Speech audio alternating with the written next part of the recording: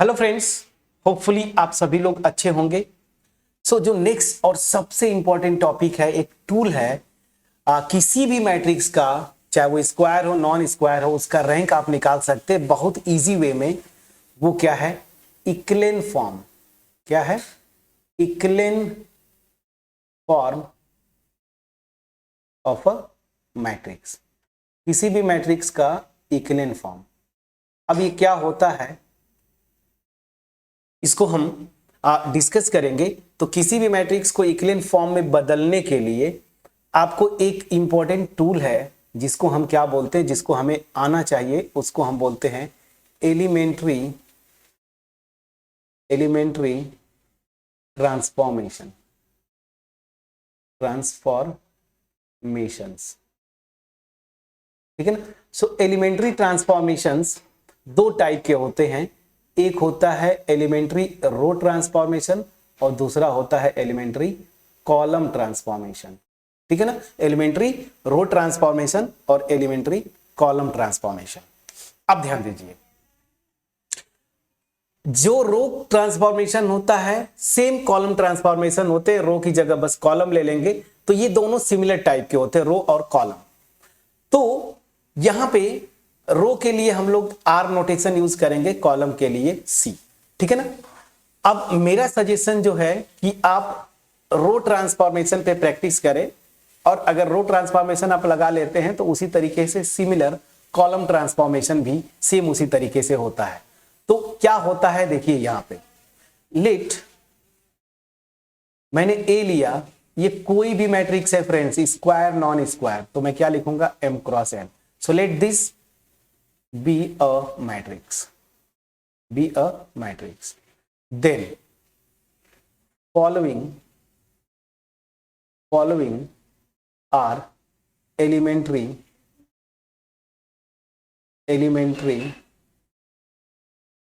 रो, और यहीं पे ब्रैकेट में मैं कॉलम भी लिखते चलता हूं। ठीक है ना। Column transformations.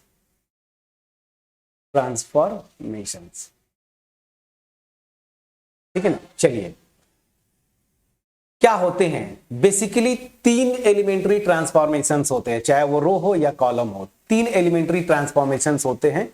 नंबर वन क्या होता है? अब मैं यहां पे लिख रहा हूं नंबर वन। कोई मैट्रिक्स दिया हुआ है, उसके किसी भी दो रोज को आपस में आप इंटरचेंज कर सकते हैं। मतलब मैं क्या बोल रहा हूं, आर आई को आरजे से आप क्या करिए? इंटरचेंज कर दीजिए फ्रेंड्स। और यहीं पे देखिए सिमिलर कॉलम ट्रांसफॉर्मेशन क्या हो जाएगा? सी आई इंटरचेंज टू सी जे ना। तो किसी भी मैट्रिक्स में अगर एलिमेंट्री रो ट्रांसफॉर्मेशन की बात बोलें तो पहली क्या होती है? कोई भी दो रोज को आपस में आप इंटरचेंज कर सकते हैं। उसी तरीके से एलिमेंट्री कॉलम ट्रांसफॉर्मेशन की बात बोलें तो कोई भी दो कॉलम्स को आप आपस में इंटरचेंज कर सकते हैं। सेकेंड क्या है? किसी भी रो को ना, किसी भी रो में कोई एक नॉन जीरो अल्फा एक स्केलर है, उससे आप मल्टीप्लाई कर सकते हैं, जहां पे अल्फा नॉन जीरो एक स्केलर है। प्लीज चेक करिएगा। ठीक है ना। सेम ट्रांसफॉर्मेशन हो जाएगा। किसी भी कॉलम में उस कॉलम के हर एक एलिमेंट को किसी भी नॉन जीरो स्केलर से मैं मल्टीप्लाई कर सकता हूं। ठीक है ना। और थर्ड एलिमेंट्री ट्रांसफॉर्मेशन जो है, किसी भी रो के करेस्पॉन्डिंग एलिमेंट्स को किसी दूसरी रो के करेस्पॉन्डिंग एलिमेंट को मैं किसी नॉन जीरो स्केलर से मल्टीप्लाई करके ऐड कर सकता हूं। ये देखिए, ये क्या जेथ रो है, उसके करेस्पॉन्डिंग एलिमेंट्स को अल्फा से मल्टीप्लाई करके, और करेस्पॉन्डिंग एलिमेंट को मैं जो ith रो है उसके एलिमेंट्स में मैं ऐड कर सकता हूं। और उसी तरीके से जो कॉलम में हो जाएगा सेम सी आई प्लस अल्फा सी जे। तो फ्रेंड्स, ये एलिमेंट्री रो और कॉलम ट्रांसफॉर्मेशन बेसिकली 3 होते हैं। अब आपको पैरेलली मैंने कॉलम भी बता दिया, लेकिन आप फोकस एक याद करिए, एक ही प्रैक्टिस करिए, रो। न्यूमेरिकल्स में भी रो थोड़ा आसान होता है अप्लाई करने में। मेरा जो प्रैक्टिस रहा है एज ए स्टूडेंट और आज टीचर हूं, तो ये थोड़ा कंफर्टेबल आप रहते हैं रो ट्रांसफॉर्मेशन में। और रो पे प्रैक्टिस कर लीजिए। सिमिलर अगर दो कॉलम्स पे ऑपरेट करना है या कॉलम ट्रांसफॉर्मेशन लगाना है तो फिर कॉलम ट्रांसफॉर्मेशन भी आप लगा सकते हैं। अब चलिए मैं एक एग्जांपल लूं ना तो चीजें फिर क्लियर होती हैं। मैंने एक एग्जांपल लिया और चलिए मैं एक एग्जांपल लेता हूं। एग्जांपल जो होगा, मैं एक मैट्रिक्स लेता हूं सिंपल सा, ठीक है ना। मैं स्क्वायर भी ले सकता हूं, नॉन स्क्वायर भी ले सकता हूं। 1 2 3 फॉर एग्जांपल 4 5 6 3 1 -1 1 2 3। चलिए मैंने ये ले लिया 3 क्रॉस 4 का नॉन स्क्वायर मैट्रिक्स ले लिया। अब यहां पे देखिए तीनों ट्रांसफॉर्मेशन लगा के मैं आपको बताता हूं। देखिए हम लिखते नहीं है लेकिन यही से आपको पता है, ये फर्स्ट रो है, ये सेकेंड रो है, और ये वाली जो रो है मेरी, ये लास्ट वाली, वो क्या है, थर्ड रो, ये वाली। उसी तरीके से ये first column, second column, third column, fourth column, ठीक है। अब चलिए मैं जो बताना चाहता हूं, सबसे पहले मैं एलिमेंट्री ट्रांसफॉर्मेशन, एलिमेंट्री रो की प्रैक्टिस करवा देता हूं। एलिमेंट्री रो ट्रांसफॉर्मेशन,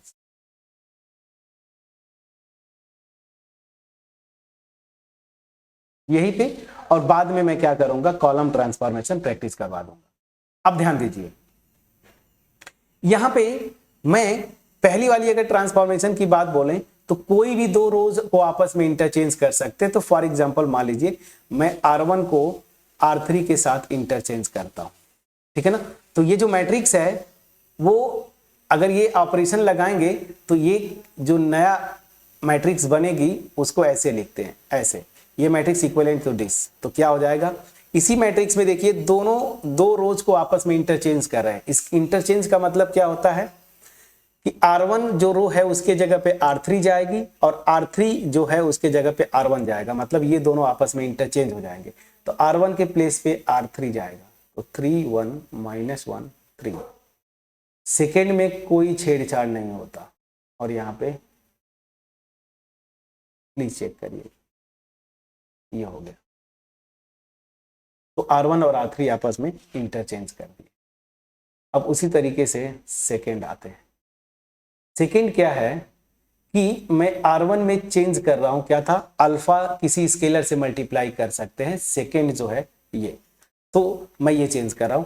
R1 में फॉर एग्जांपल मैं चेंज कर रहा हूं 2 × R1, ठीक है ना। तो यहां पे क्या हो रहा है, मैं इस मैट्रिक्स के फर्स्ट रो में 2 से मल्टीप्लाई कर रहा हूं।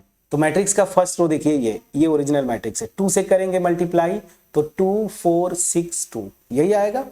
तो ये हो जाएगा 2 4 6 2, तो 2 4 6 2, 2 से मल्टीप्लाई किया है आपने।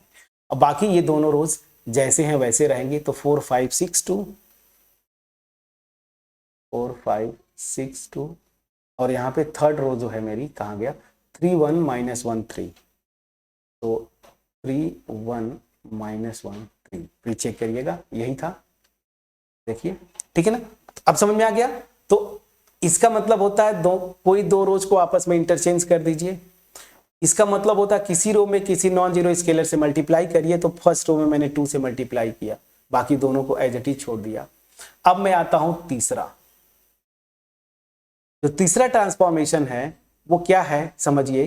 तो मैं इसको ऐसे लिखता हूं, R2 को इंटरचेंज कर रहा हूं मैं, R2 plus for example 2 R1। चलिए ये ट्रांसफॉर्मेशन में एलिमेंट्री यहां पे लगा रहा हूं। तो ये क्या कर रहा हूं यहां पे समझिएगा, R2 में मैं ये है, तो R1 के जो एलिमेंट्स है करस्पॉन्डिंग 2 से मल्टीप्लाई करके ऐड कर रहा हूं। तो यहां पे R1 में चेंज नहीं होगा, तो R1 जो है वो लिख दीजिए 1 2 3 1, 1 2 3, 2 से मल्टीप्लाई करके ऐड करना है। तो 2 से मल्टीप्लाई करेंगे तो ये 2 होगा, और 4 में ऐड करेंगे तो ये हो जाएगा 6। यहां 2 से मल्टीप्लाई करेंगे 4 होगा, प्लस 5 कितना हो जाएगा 9। ये 2 से मल्टीप्लाई करेंगे यहाँ पे कितना हो जाएगा 6, और 6 ऐड करेंगे कितना हो जाएगा 2 से मल्टीप्लाई करेंगे यहाँ पे, इस पे ऐड करेंगे कितना हो जाएगा 4, ठीक है। तो देखिए मैंने यही किया ना, R2 में करस्पॉन्डिंग एलिमेंट्स को मैं R1 के करस्पॉन्डिंग एलिमेंट में 2 से मल्टीप्लाई करके ऐड करते जा रहा हूं, यही ना। तो देखिए यही तो हो रहा है, इसको 2 से मल्टीप्लाई करेंगे 2 और इसमें ऐड करेंगे तो 4 + 2 क्या हो गया 6। तो R2 का, अब जो R2 का एलिमेंट होगा ये 6 हो जाएगा। यहाँ 2 से मल्टीप्लाई करेंगे 4, इसमें ऐड करेंगे 9, तो ये 6 9 इसी तरीके से चेंज हुआ। देखिए अब R3 आपको एज इट इज रहेगा, R3 में कोई चेंज नहीं करना है। तो दिस समझ में आया कि नहीं फ्रेंड्स, प्लीज बोलिएगा। अब यहाँ पे एक और इंफॉर्मेशन मैं बता दूं, कुछ बुक्स में क्या करते हैं, देखिए किसमें चेंज कर रहे हैं, एरो में उसकी तरफ लगा रहा हूं। कुछ बुक्स में ठीक उल्टा ऐसे लगाते हैं, ठीक है ना, ऐसे लगाते हैं और यहां पे ऐसे लगाते हैं। तो इसका मतलब भी यही होता है, नोटेशन की बात है कि आप R2 को चेंज कर रहे हैं R2 + 2R1, तो मतलब वही है। और मैं जो लगा रहा हूं इसका मतलब यही है कि मैं यहाँ पे R2 को चेंज कर रहा हूं R2 + 2R1, तो दोनों का मतलब सेम है। तो सिंबल से आप परेशान ना होइएगा, ऑथर अलग अलग ऑथर्स की बात होती है। चलिए फ्रेंड्स, तो अब यहाँ पे चीजें क्लियर हो गई होंगी। सो ये होते हैं एलिमेंट्री ट्रांसफॉर्मेशन, दिमाग में बस सिंपली बिठाइए, यही 3 ट्रांसफॉर्मेशन होते एलिमेंट्री। आप रो में लगाएंगे तो एलिमेंट्री रो ट्रांसफॉर्मेशन, आप करेस्पॉन्डिंग कॉलम्स में लगाएंगे तो इसको एलिमेंट्री कॉलम ट्रांसफॉर्मेशन बोलते हैं। तो हमने एलिमेंट्री रो ट्रांसफॉर्मेशन को लेके आपको हर एक को एक्सप्लेन किया। उसी तरीके से एक दो मैं कॉलम्स को भी बता देता हूं। तो जैसे मान लीजिए पहला मैं लगा दिया, यहां पे मैं C2 और C3 को आपस में इंटरचेंज कर दे रहे हैं। तो C2 और C3 को आपस में इंटरचेंज करेंगे तो फर्स्ट वाला में कोई चेंज नहीं होगा, C2 के प्लेस पे C3 आएगा, C3 के प्लेस पे C2 जाएगा। तो 3 6 -1 2 5 1 1 2 3, ठीक है, ये हो गया। तो C3 और C2 को आपस में आपने इंटरचेंज कर दिया। सेकेंड जो है, अब इसी तरह से आप लगा सकते हैं ये वाला। मैं थर्ड वाला कर देता हूं। जैसे मान लीजिए मैं क्या कर रहा हूं, मैं C1 को इंटरचेंज कर रहा हूं C1 प्लस, फॉर एग्जांपल यहां पे -2 C2 फॉर एग्जांपल, या ऐसे कर देते हैं ना, थोड़ा आसान हो जाएगा। C2 को चेंज कर देते हैं C1 में, तो थोड़ा सा कैलकुलेशन आसान हो जाएगा। मैं यहां पे क्या चेंज कर रहा हूं, C2 को चेंज कर रहा हूं C2 प्लस -2 C1, मतलब C1 के करेस्पॉन्डिंग एलिमेंट को -2 से मल्टीप्लाई करके ऐड कर रहा हूं, इसमें करेस्पॉन्डिंग एलिमेंट C2 के। तो यहाँ पे जो इंटरचेंज होगा वो यहाँ पे मैं लिख दूं, नीचे अब जाना पड़ेगा, मैं यहीं पे देखिए इसका एक्सप्लेनेशन यहाँ पे आपको कर देता हूँ, लेकिन ऊपर तो फोटो होगा वो भी दिखेगा नहीं। चलिए मैं नीचे ही करता हूँ, एक एक करके दिखाना पड़ेगा आपको। चलिए ठीक है, मैं यहीं पे दिखा दूंगा। C2 में चेंज कर रहे हैं तो C1 एज इट इज रहेगा 1 4 3 1 4 3। अब देखिए C2 में C1 के एलिमेंट देखिए, इसको -2 से मल्टीप्लाई करेंगे तो -2 होगा, यहां पे ऐड करेंगे तो -2 और ये +2 क्या हो जाएगा 0। प्लीज चेक करिए, यहां पे -2 से मल्टीप्लाई करेंगे तो हो जाएगा -8 और यहां पे ऐड करेंगे तो ये आ जाएगा -3। यहां पे ऐड करेंगे -2 से तो ये आ जाएगा -6, यहां पे ऐड करेंगे तो हो जाएगा -5 और यहां पे क्या हो जाएगा 3 6 -1 3 6 -1 और यहां पे आ जाएगा 1 2 3, ये हो जाएगा 1 2 3। प्लीज चेक करिएगा, ठीक है। सो ये कुछ आपस में हमने देखा एलिमेंट्री कॉलम और रो ट्रांसफॉर्मेशन, सब कुछ साथ साथ हमने देखा सीखा कैसे ऑपरेट करते ये चीजें। अब देखिए मेन टॉपिक जो हमारा है इक्लिन फॉर्म। तो किसी भी मैट्रिक्स को हम कब बोलते हैं कि वो इक्लिन फॉर्म में है, इसका एक पर्टिकुलर फॉर्मेट है, उस फॉर्मेट को और हम इक्लिन फॉर्म में जो कन्वर्ट करेंगे ना इन्हीं एलिमेंट्री ट्रांसफॉर्मेशंस को लेके। और एक चीज यहां पे ध्यान दीजिए, सबसे पहले मैं इक्लिन फॉर्म स्टार्ट करूं उससे पहले ही जो कॉशन है वेरी वेरी इंपॉर्टेंट, और यहां पे कॉशन, ठीक है ना, कॉशन मतलब डेंजर, जो आप जनरली मिस्टेक करते हैं। मैं ये क्या बोलना चाहता हूं इसको समझिए।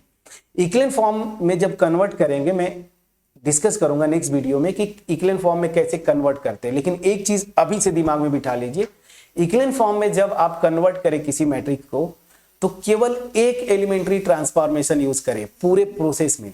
अगर आप एलिमेंट्री रो ट्रांसफॉर्मेशन यूज कर रहे हैं तो पूरे केवल रो ट्रांसफॉर्मेशन को ही यूज करेंगे। अब ऐसा नहीं है कि एक स्टेप में रो ट्रांसफॉर्मेशन यूज किया, अगले स्टेप में कॉलम, नहीं फ्रेंड्स, आपको केवल एक ट्रांसफॉर्मेशन आपने पकड़ा तो उसी को यूज करके इक्विवेलेंट फॉर्म में बदले, या तो केवल रो ट्रांसफॉर्मेशन या तो केवल कॉलम ट्रांसफॉर्मेशन, दोनों साथ साथ में।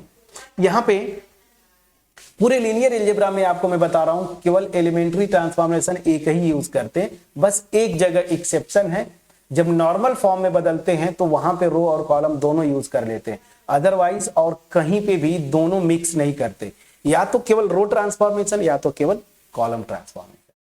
क्लियर हुआ? चलिए, होपफुली मेरा एफर्ट आपके पास पहुंच पाया होगा। तो ये जो क्वेश्चन लिख रहा था मैं इसको कंप्लीट कर देता हूं।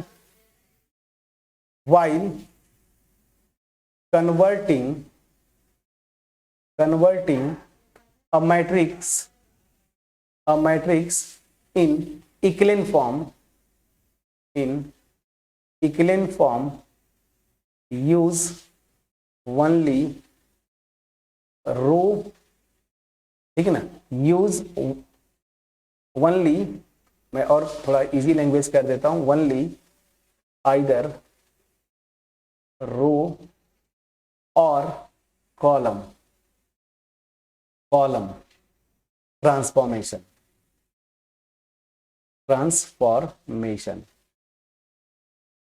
But not both.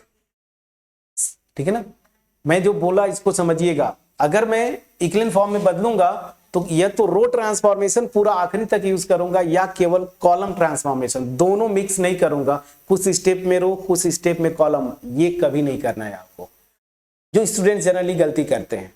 तो अब नेक्स्ट वीडियो हमारी जो होगी equivalent form of a matrix पे होगी, जिसको हम स्टार्ट करेंगे नेक्स्ट वीडियो में। होपफुली एलिमेंट्री ट्रांसफॉर्मेशन का जो कॉन्सेप्ट है क्रिस्टल क्लियर वे में आपके पास पहुंच पाया होगा।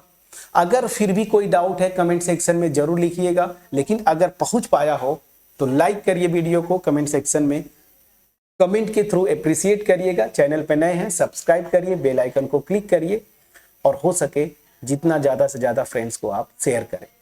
मोर ओवर, आप एनईपी में कौन सा टॉपिक अगला पढ़ना चाहते हैं इरिस्पेक्टिव ऑफ सेमेस्टर, आप सेमेस्टर 4th में है, 3rd में है, 5th में है, 6th में है, फर्क नहीं पड़ता, आप किस सेमेस्टर में हैं, आप उस सेमेस्टर का वो पर्टिकुलर टॉपिक आप लिखेंगे, जो वोटिंग के अकॉर्डिंगली ज्यादा होगा उसी टॉपिक को हम स्टार्ट करेंगे। चलिए मिलते हैं नेक्स्ट वीडियो में, तब तक अपना ख्याल रखें, पढ़ाई करते रहें। Thank you so much friends.